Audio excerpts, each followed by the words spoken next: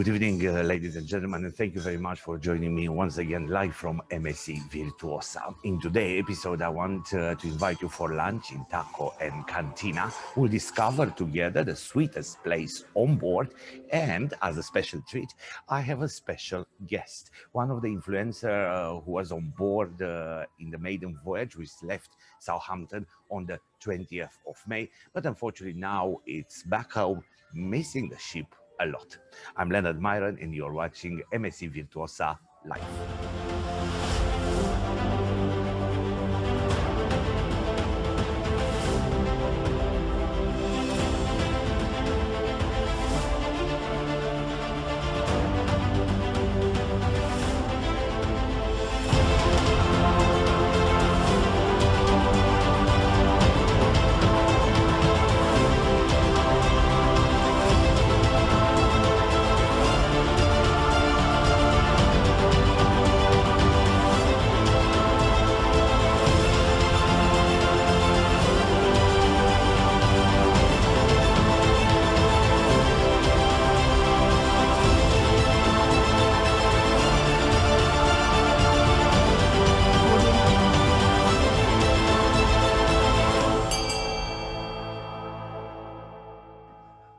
During the years, MSC managed to secure cooperation with very big names in food and beverage industries. And to be honest, who doesn't like a little bit of very good quality chocolate? And therefore, recently, MSC signed a partnership with one of the biggest names in chocolate industry around the world, Jean-Philippe Maury. Of course, on board MSC Virtuosa, you can taste a little bit of this chocolate paradise created and called Jean-Philippe Chocolaterie. On top of that, you have a surprise if you adventure yourself in that corner of Virtuosa, because you can create your own chocolate. Let's go there. Let's have a little piece of chocolate with our guide, Alin Toku, the bar manager on board MSC Virtuosa.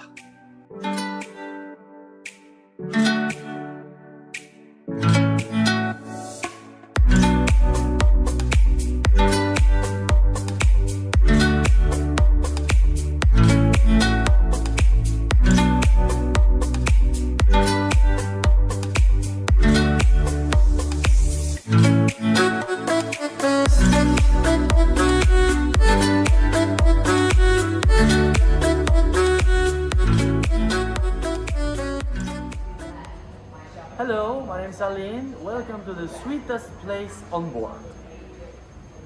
Here you can create your own chocolate.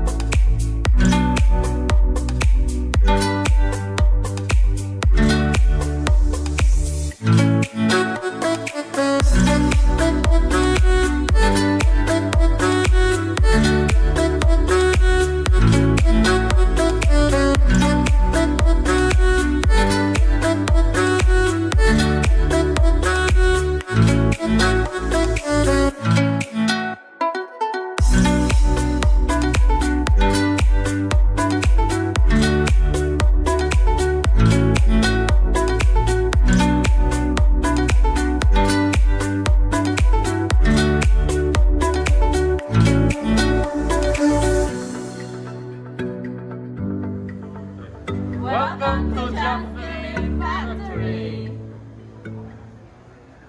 I told you that when MSC Virtuosa started the first cruise, the maiden voyage on 20th of May in Southampton, on board I had the chance to meet a lot of journalists, influencers, people that they are in love with cruising, and always they try to share as many information as possible in online media, Facebook, Instagram, Twitter, or their own blogs. I had the chance to meet one of the most extraordinary ladies in this online influencer world. If you didn't find yet a favorite website or Facebook page to check information about cruising, I will suggest you to try to search on Facebook for PortExplore, because Cathy Rogers, she always take care of any questions that you'll have, and her information are real source of knowledge, tips, and it's a pleasure that Cathy accepted to talk with me. She's not very happy just because I'm still on the ship and she's home. Cathy Rogers.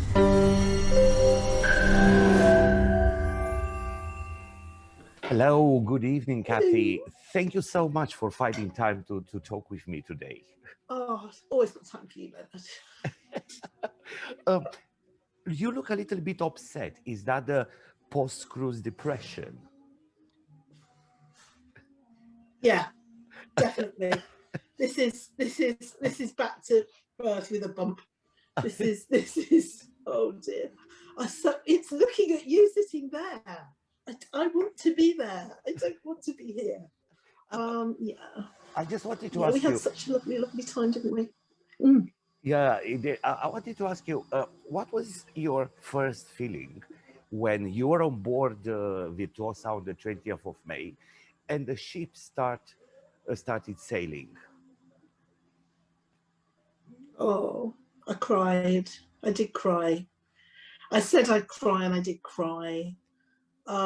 Because it was so windy, and I was holding it all in. I was thinking, we might not go at 7. We might go later. They might, and the tug was there and it was pulling it, and I was thinking, oh, they might hold us back. They might say it's sensible to stay. And then we went, and I just went, yeah. Finally, that thing happened. Finally, we start cruising again. I think that's absolutely amazing. Yeah, just so much work has gone into this. I mean, by everybody, but by MSC to be the ones to go first, to be the ones with the spherical things, to be the ones to go first is huge, and a lot was riding on it, and it went brilliantly, and everybody on board had a wonderful time, and now you're out there again, and by next week it will be normal and cruise is back. Yeah, that would be great. Fingers crossed. You did a lot of work, and if anybody wants to find information, ask you question, expect your page on Facebook. It's always open. What impressed you the most on MSC Virtuosa? I thought everything about it was pretty slick, actually. I thought the staff were outstanding, because I mean, I work all day long in a mask. I know how tough it is, and I've been doing it for a year now. And for them, they'd not worked for 18 months, probably, some of them, and they had come back. They got a new ship, they got new protocols, they got everybody who was anybody on board, they got a lot of pressure on them, and they were doing it with a mask, so their normal routine of smiling at everybody wasn't there. And yet every person you walk past, good morning, hello, you must have noticed it.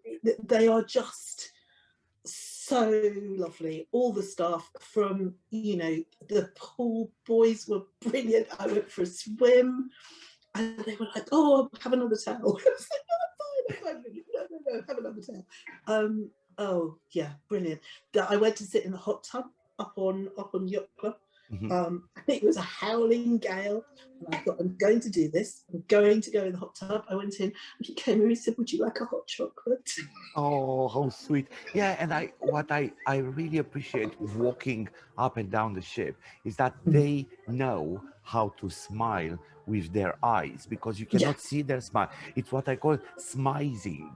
Yes, and absolutely. you can feel it, you can see it, and it's brilliant. yeah, bit of smizing going on. Yes. Yeah. Yeah. You're talking about Brilliant. the crew, all the crew wearing masks all the time. Did you feel restricted in any way with the protocols in place on board, wearing a mask when you move from A to B, or the hand sanitizer, all the social distancing and so on? Did you feel any restriction? The hand sanitizer is fine, isn't it? It's no different to normal cruise ship protocol. I mean, it's at the entrance to the restaurants. It's around. It's no different. You know, the hand washing signs and things are exactly as they always are. There was a little bit of sort of in and out to restaurants and bars and things, which, you know, because we were so small, because there were only 1,000 on board, not even that on board. Felt a little bit kind of, well, I could go that way, but you know, when there's 4,000 people on board, it matters, and so therefore it's the protocol and it's got to be followed. I didn't have a problem wearing a mask at all. I forgot a couple of times. It became so, I started to feel so normal, I sort of forgot to behave. So occasionally I'd sort of leave the cabin and get to the lift and go, oh, go back and get it. Yeah, no, it was all fun. The only thing I felt, I'm a bit of a hugger. I am a bit of a hugger, and I do like hugging people and seeing friends I'd not seen for a long time, and having to go was hard. But that's just me. Loads of other people, I'm sure, are very glad not to have to hug. Yeah, of course. I'm probably very glad I'm not coming anywhere near them. So, but yeah. for example, if they will tell you, look, Cathy, you can go in your next cruise, but Please. you'll still have to wear a mask. Would that stop you to go back on board? No. If you want to send me a ticket, I'll come. When are you next back? Saturday? I'll meet you. It'll be fine. Okay. Yeah, I'm coming. It's not a problem. No, really. And of course, I think the point is that it's funny, isn't it? We've been living like this for a year. We've been living with masks and hand sanitizers. You go to the supermarket. I suppose in people's heads, going on holiday, going on a cruise or whatever should feel the same as it always has. But life isn't the same as it always has been. So therefore, to go and carry on doing the things that are actually normal to your everyday life. I mean, you go to the garage with your car, you get out to fill up the petrol, you take your mask because you're going to have to go and pay. It's no different, really. So yes, it's not the same as it was before, but in the life we have now, to be able to get back on the water, to be able to stand, you know, on deck and just watch the sea, without, and because you don't need a mask outside, so that really was no different. I mean, walking around on deck, smiling at people, talking to people, just being there. It's an addition to our normal lifestyle. We need to, as you said, we need to learn that will not be the same for a long period of time. So if you want to have some fun and if you want to sail, you need to respect the rules, obviously. Obviously, and you know, vaccinations, testing, stuff like that. Yeah, fine, bring it on. That's fine by me. Yeah, if it gets us back cruising, definitely. In the moment when you left the ship in the morning and I saw you and we could not hug, but when you arrived home, what was the first thing that you miss from the ship? No. No, having to make my own tea. No,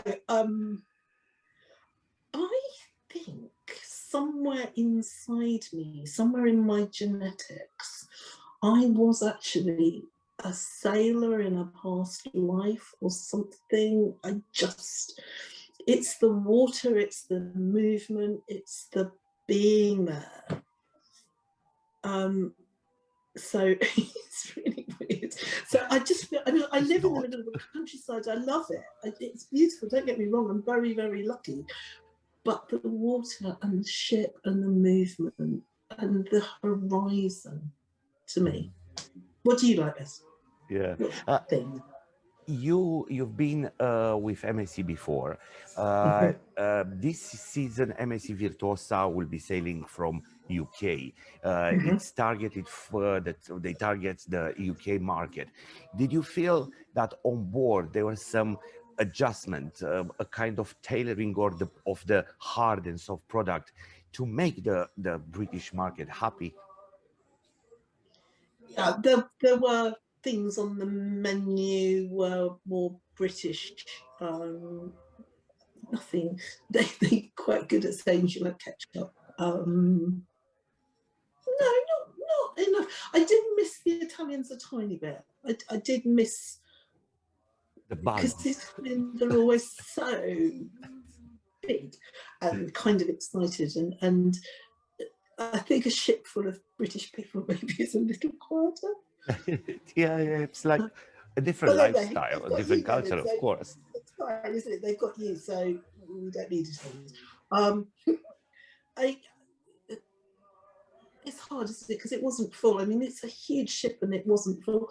The atmosphere everywhere I went was lovely. I mean, we went to the champagne bar, we went to shows, we went, everywhere we went was lovely. So I didn't feel there was anything lacking. I think apart from the dancing, I think Right. the dancing, I noticed that the British were.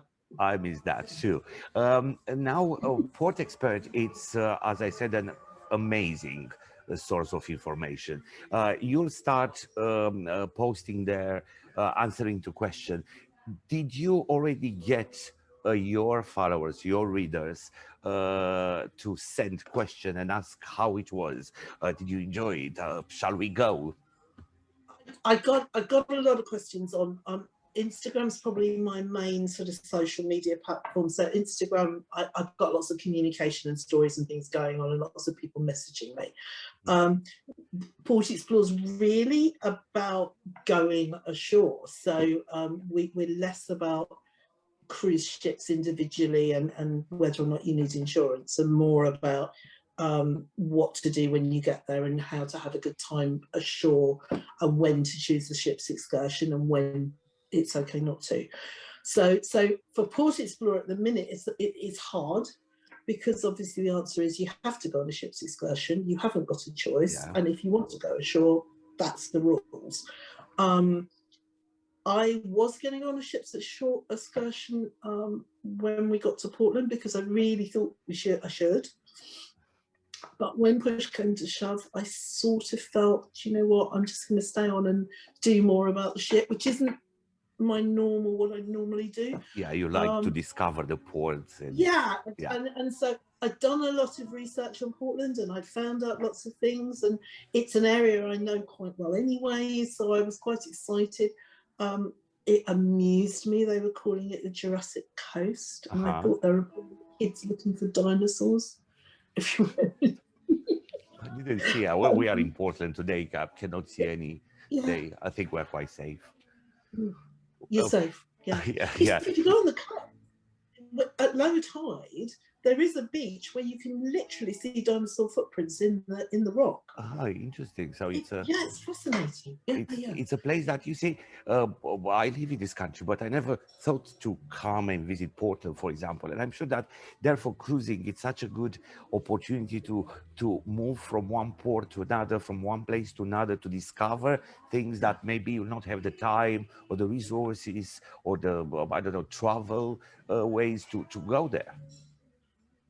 This is all part of what we're going to have to get used to, isn't it? I mean, I think we need to be a little bit, take more notice of what we have. We've all got so used to pinging all over the world, you know, writing things about what to do in Singapore and how lovely it is to be in, Mumbai. And then we forget what we've got on our own doorstep.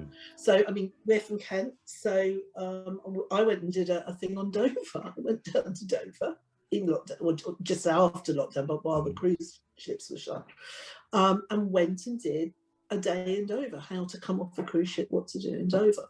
Brilliant. You know, going to Canterbury as a tourist. And you felt silly, but actually we're going to have to learn to discover our own country because we can't go anywhere else this year. For a while, so yeah. I've just done a big thing on Liverpool. I've just done a blog on Liverpool, ready for when ships go through Liverpool and the Hebrides. And all of a sudden I'm thinking, why have I never been to these places? So, yes, I think we need to make the most of what we have and not pine for things like the Caribbean, which might be a while away yet. Yeah, correct. By the way, when is your next cruise? 27th of June. Oh, excellent. Where are you going? We're going to the north of Scotland. So we're going to Edinburgh and the Orkneys and Scrabster. I don't know anything about Scrabster yet. I'm going to find out about Scrabster. If anyone knows about Scrabster, let me know. Yes, that's the plan. But again, I'm not getting too fixated because again, things change. Right. And it could be that Scrabster decides they don't want cruises and we might go somewhere else. I don't know. Yes. I'm happy. And we have, yeah, exactly. And we have to be positive. And even if we'll stay only on paper, I love making plans and thinking, I will do that, I will go there, I will, but we'll see what will maps. happen. I love maps. Yeah. I'm a big person. Yeah. I'm not. I don't know how to hold it, but yeah. Fortunately, I found somebody like you that I can get all the information that I need for my export of. Yeah, I do my best for you. Yeah, that's good. So Cathy, how long are you on board? Yes, I am, and I still have 2 days. I hope for another 4, but it's quite busy the next one, so I think I'll have to disembark in Southampton in 2 days' time. But who knows? I'm still hoping. I'm still praying. Goddess Giving MSC your room to someone else. Yeah. I was thinking to find the passenger list and ask somebody to lock them in the room in a hotel the night before, so I can get the cancellation, so I can jump in their room. Anyway, I'm talking, you know me. Thank you so much. I would like to talk with you longer, but unfortunately you have to go to work and I need to go to have a cocktail on the sun deck, you see. That's the bad. You know how to hurt. You know how to hurt a girl, don't you? Thank you very, very much. And we'll keep an eye on everything that you're writing. We'll follow you on Instagram. We'll look on Facebook. And we need to plan another cruise together. We do. Love to Miguel. Thank you so much. Thank you. Bye.